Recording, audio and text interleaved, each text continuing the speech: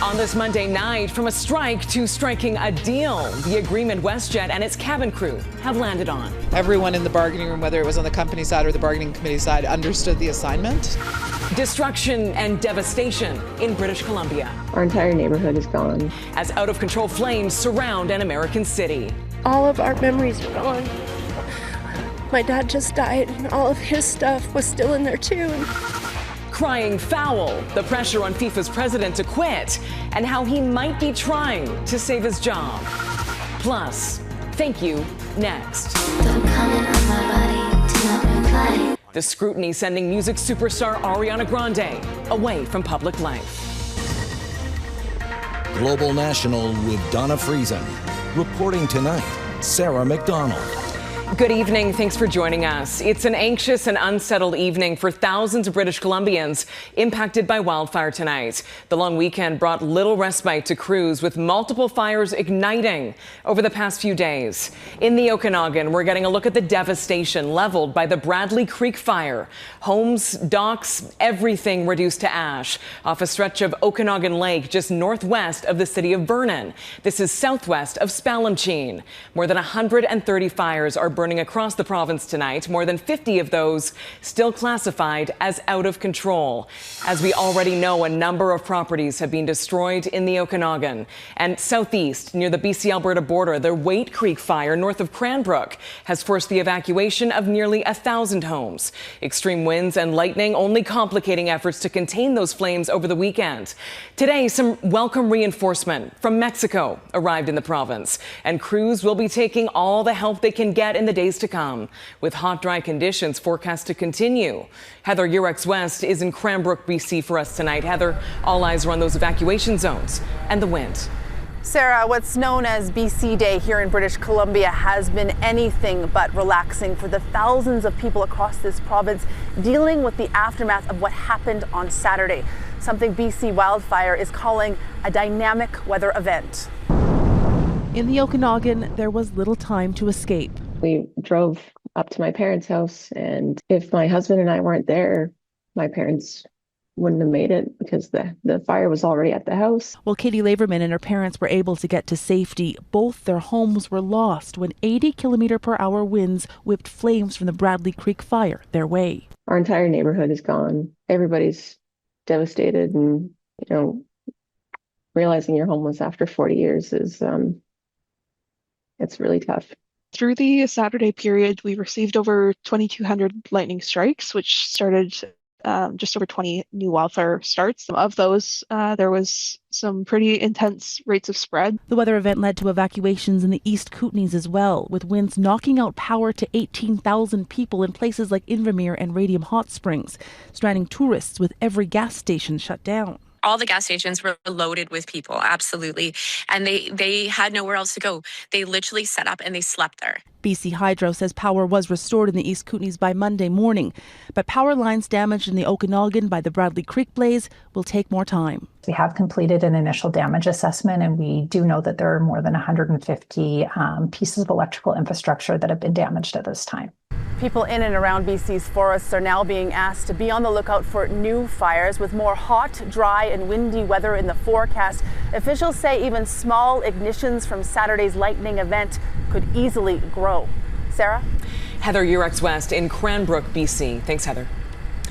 And just a few hours south of the BC border in Washington state, more than 600 homes have been lost near Spokane as a trifecta of fierce wildfires surround the city. As Jackson Prosco reports, the fires are already some of the worst the region has ever seen, and there's no relief in sight. This is the daunting scene faced by firefighters in Spokane as they try to save homes encircled by an out-of-control blaze. All weekend long, wildfire smoke choked the sky over the city. We're packing go bags now. Guys, hurry! More than 60,000 residents were ordered to flee their homes as the flames crept closer. I saw flames behind the trees. So I panicked. I had my dog and went around and got a couple things out of my house. For hundreds of families, there is nothing to return to. The fire took everything it touched. In some neighborhoods, the charred foundations of houses are all that remain. All of our memories are gone. My dad just died, and all of his stuff was still in there too. Local officials say this is by far the worst disaster in the city's history. Hundreds of homes and structures have been lost. We are still assessing the potential for lives to be lost. Look at that. What's worse, it's far from over. The fires could burn for weeks to come, fueled by record-breaking heat and drought. Eerily similar conditions led to the deadly wildfires that devastated California and Hawaii in recent years. This is an extraordinary wildfire season in the Pacific Northwest. It's not a normal season. At least 17 major fires have burned more than 100,000 hectares across Washington state. It's now a race against time and against the flames to stop more homes from being lost. A task that seems nearly impossible with the fire still largely uncontained. Jackson Prosco, Global News, Washington. WestJet passengers left scrambling this long weekend have some relief in sight tonight, with flights now resuming. The airline and the union representing its cabin crew reached a tentative deal early this morning, ending a brief but very disruptive work stoppage that impacted 250,000 customers. Some 4,400 flight attendants walked off the job yesterday as hundreds of flights were canceled. The airline says it is working to clear a backlog of bumped passengers, but as Seán O'Shea reports, that will take time. They made the deal early Monday morning, just a day after WestJet flight attendants set up picket lines. It's a strike that saw thousands of passengers stranded or delayed. I'm trying to get home right now, so it'd definitely be nice to get back. I understand that it's hard to come to a contract agreement, but when it puts so many people out and all you need to do is pay your flight attendants better. After signing a deal, WestJet CEO said the company was pleased to have reached a tentative agreement that reflects the hard work and professionalism of cabin crew, acknowledging we know this disruption has been frustrating for our guests. Canada's Jobs Minister said the federal government and Canadians welcome the news that the parties have reached a deal together. The union said it made gains on the key issue, paying flight attendants for ground work. Being some of the lowest paid, the resolve was there, and I think that everyone in the bargaining room, whether it was on the company side or the bargaining committee side, understood the assignment. The union wouldn't discuss specifics, but on Sunday, WestJet said flight attendants were offered a 13% wage increase this year, with a 2.5% increase in each of the next 3 years. I think both sides made their point in a 30-hour strike. So, okay, let's kind of, cut to the chase and let's get back to work. This woman and her baby were supposed to fly from Toronto to Edmonton direct.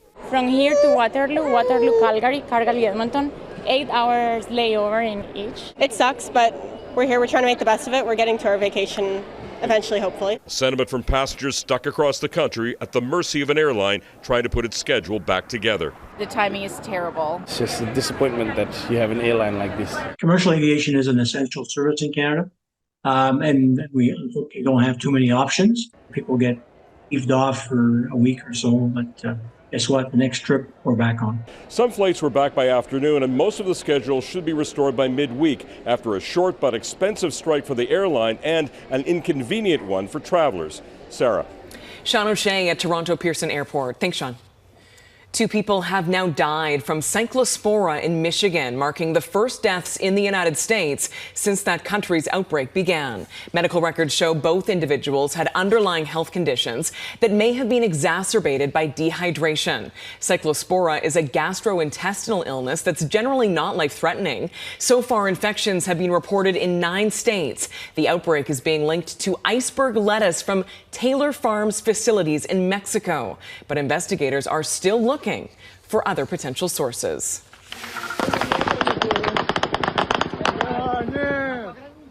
At least 7 people were killed in Russia when a Ukrainian drone slammed into a crowded beach as tourists watched from shore. The attack happened in a resort community. It's about 22 kilometers from the luxury Black Sea estate that's widely known as Putin's palace. 40 people were injured. Russia claims Ukraine deliberately targeted civilians. And Russia is also blaming Ukraine for a deadly bombing at an upscale Italian restaurant in the capital on Saturday.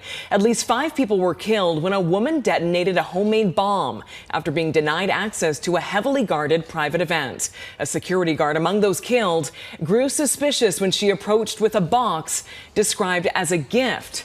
There is now growing speculation a senior military commander was the intended target. The American president says the U.S. and Iran are discussing reopening the Strait of Hormuz as soon as tomorrow.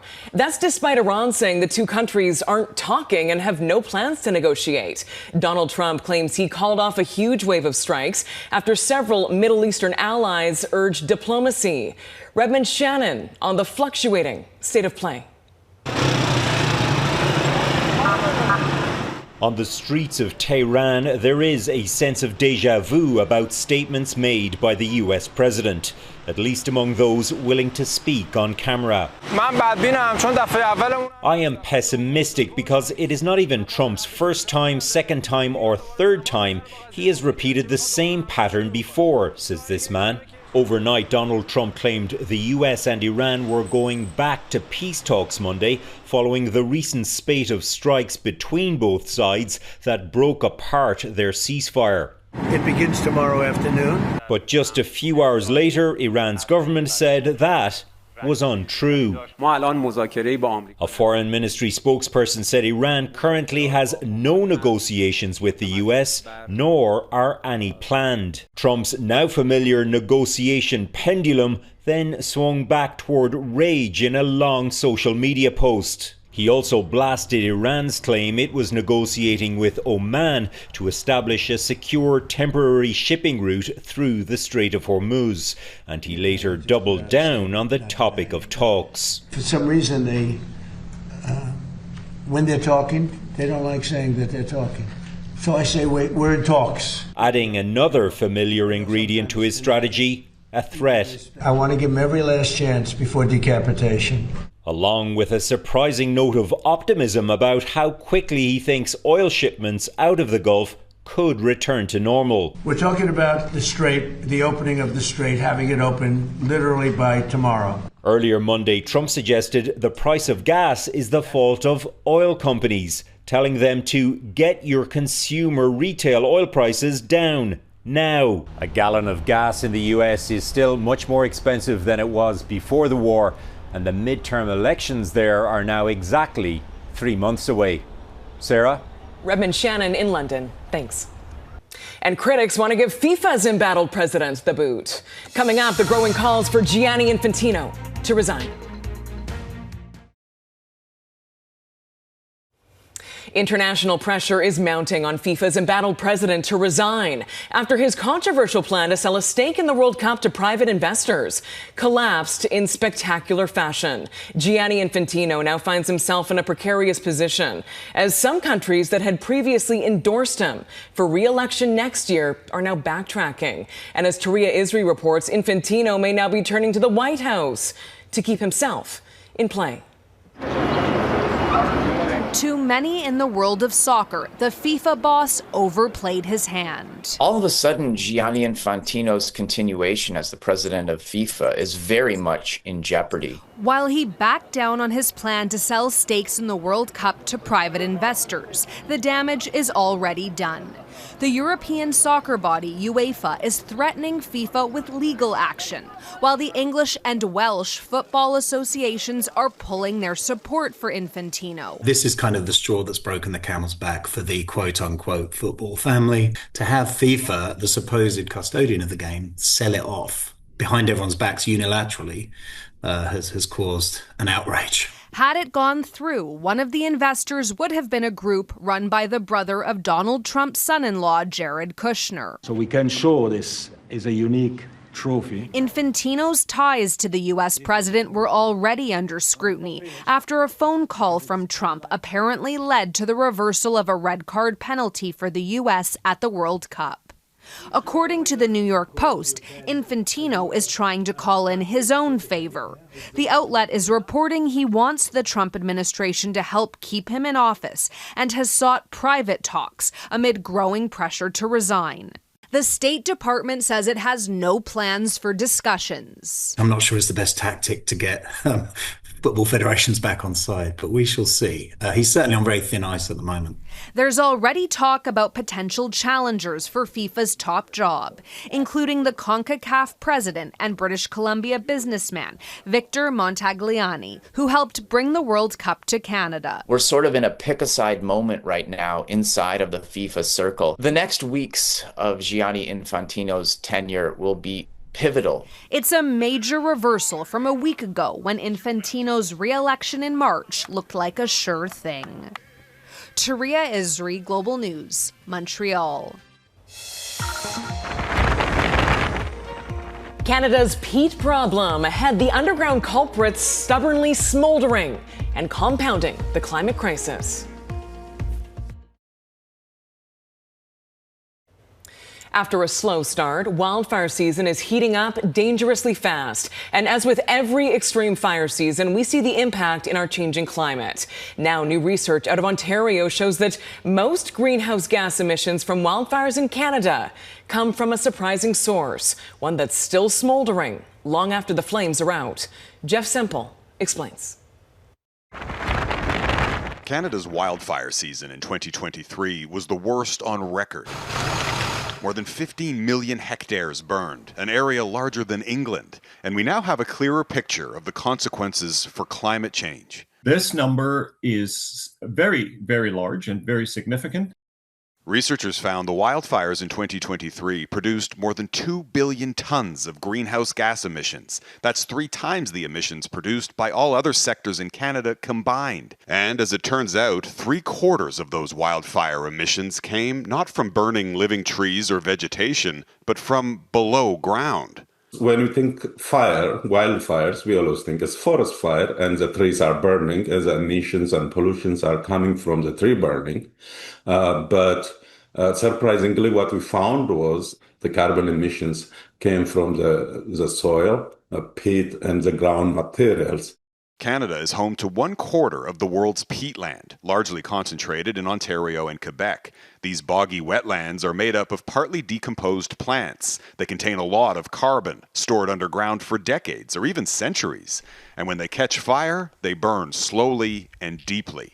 So that means more polluting materials are being released from the ground because of slow smoldering of the ground fire compared to the live tree fires.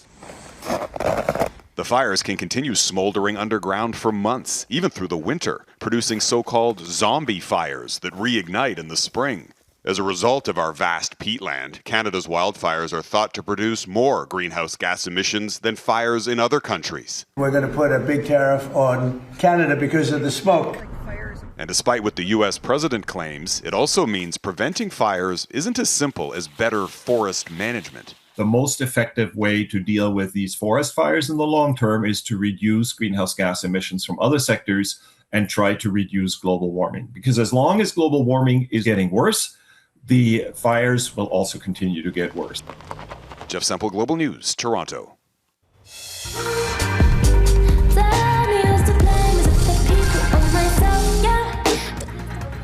Next, the pop star whose private struggles are playing out in a very public way.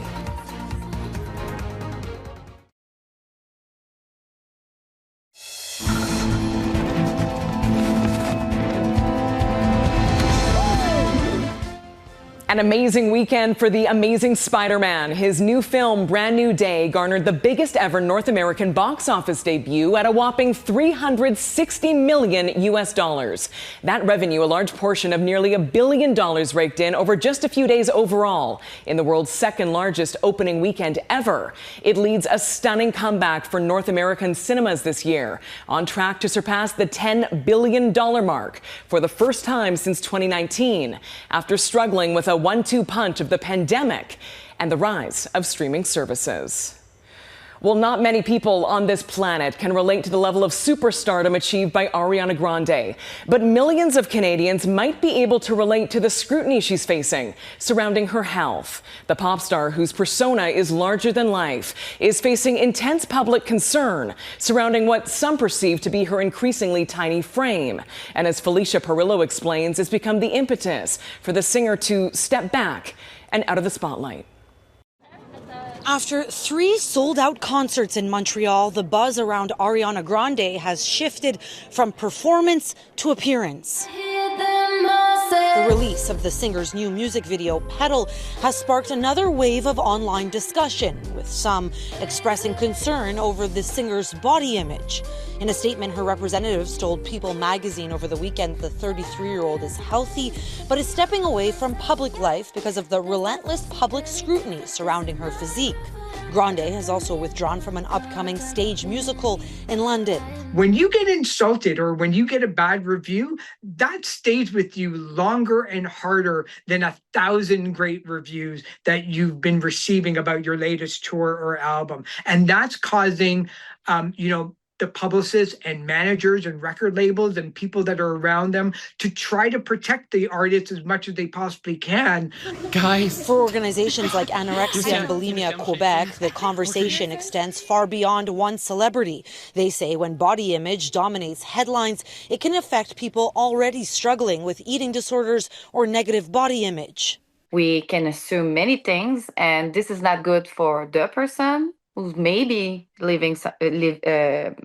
go through something, and it's not good for the person who have eating disorder or not, because it's putting a lot on the body image again and again. Massé says while it's natural for people to be concerned, it's important not to jump to conclusions about someone's health. Normally it's not helping. It's like we have to listen to that person and let the time go through when they are ready or not, if there's a problem or not. Grande's decision to step back may be personal, but experts say the conversation it has sparked is much bigger. A reminder that the way we speak about the people behind the performances can have consequences far beyond the stage. Felicia Perillo, Global News, Montreal. And that is Global National for this Monday night. I'm Sarah McDonald. Tonight's Your Canada is Jasper, Alberta. We love seeing your Canada. Please email it to globalnational@globalnews.ca. Thanks for joining us. Donna is back tomorrow. Have a great night and a great week ahead.